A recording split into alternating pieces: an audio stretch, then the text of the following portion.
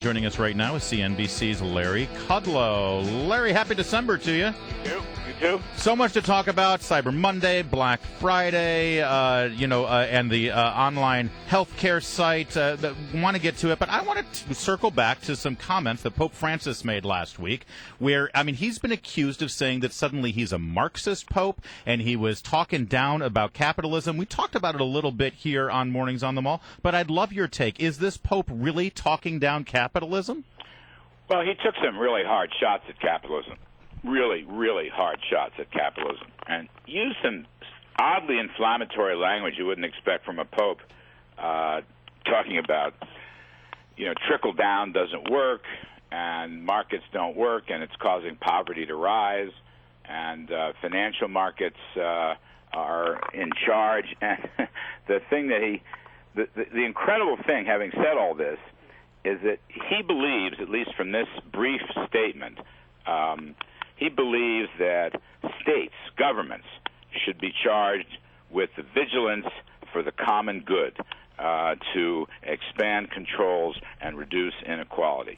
He wants governments to run the economies. And that is something that I thought we got rid of years ago. John Paul II did not talk in that language. Look, I don't expect the Pope to give a big pro-capitalist speech. That's not what popes do, okay? Popes don't do much on economics to begin with.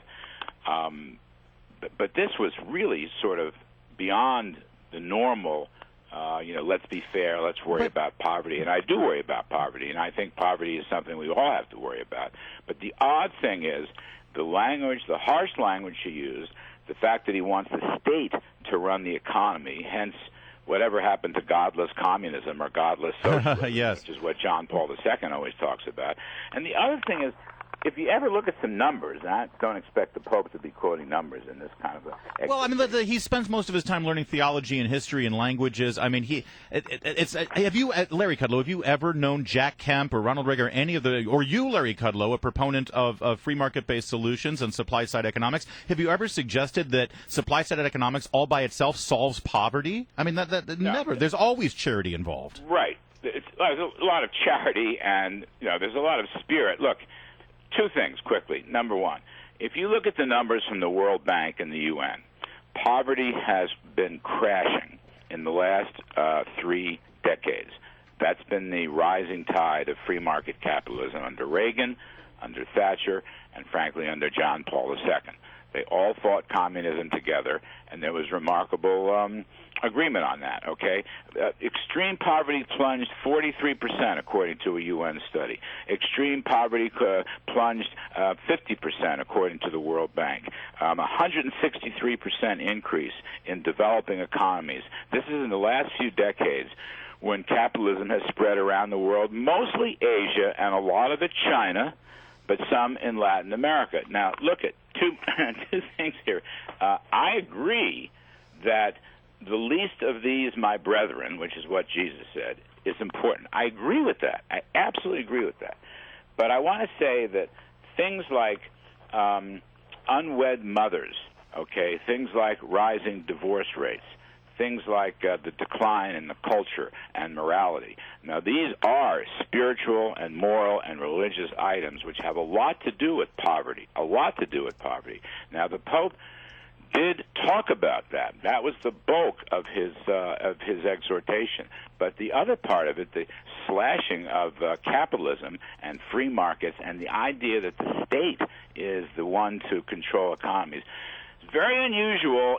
This guy is from Argentina, all right? Now, Argentina is a real bad place, but Argentina is not capitalism. Right. Argentina is, in fact, state-run. It's crony corporatism.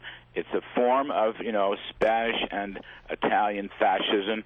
It has nothing to do with capitalism. And people worry, and it's speculative, that somehow some of the liberation theology, the Marxist theology, somehow combining Marx and Jesus, has crept into his thinking down through the years. Other people, let me say this quickly, other people don't agree. I had almost an hour on the radio Saturday with Father Robert Sirica, who has studied this, and he's a free market a guy himself. And he said that Francis was never guilty of liberation theology, but nonetheless, some of it seems to have rubbed off, and I just find that very unfortunate. All right, let me ask you about some other things going on. That is Black Friday and Cyber Monday. How are they shaping up? Because the economy really depends on Christmas sales. Many people get the vast majority of their profits come during the Christmas season. Actually, let me just, I hate to puncture that, but... Well, okay, and why not? You know what the biggest role is for Christmas sales? What? January. I've never heard that before. Yeah, January. All right, but anyway, how are we doing? Not well. The numbers came out well below expectations, depending on which survey you use. Some numbers rose by 2.5%, which was well below a year ago. Other numbers actually fell. There was some improvement in cyberspace. There was some improvement in the online selling.